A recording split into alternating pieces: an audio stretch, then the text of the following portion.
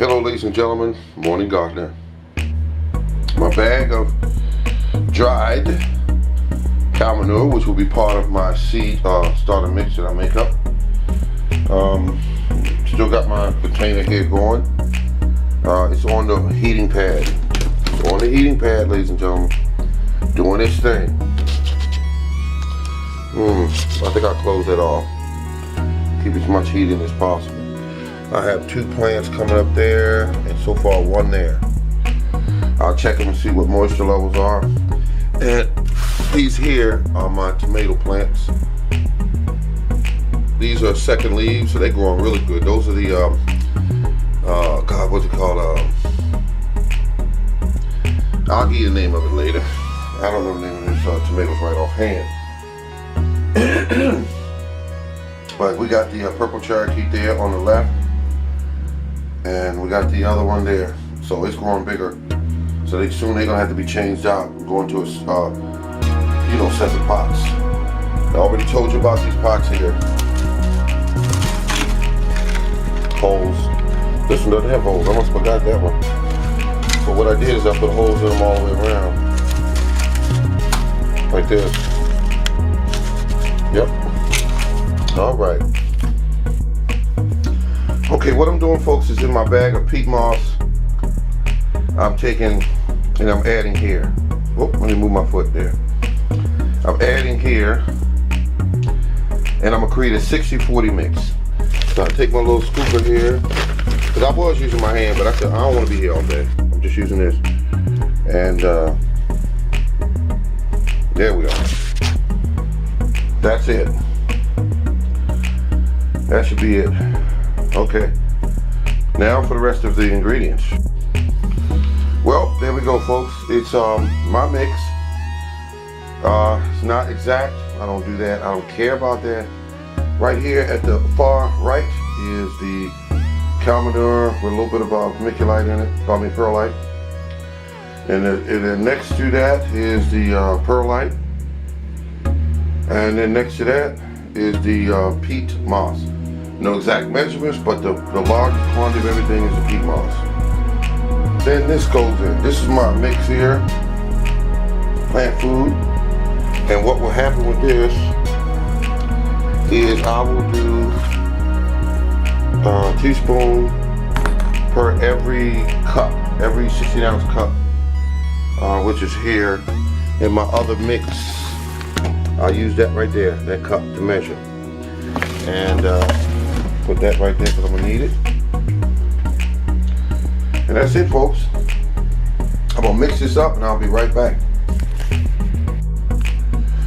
So we're still at it. That's the one I'm making up. This is the one that I'm using. Take the cup, 1 scoop,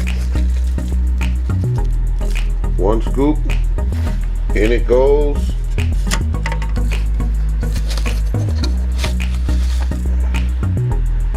One goes in.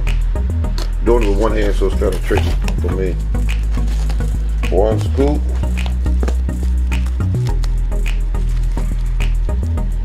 In it goes. 1 scoop of fertilizer mix. And this is for my seedlings. This is one of the tips and tricks that I have to help my stuff grow. Right here. On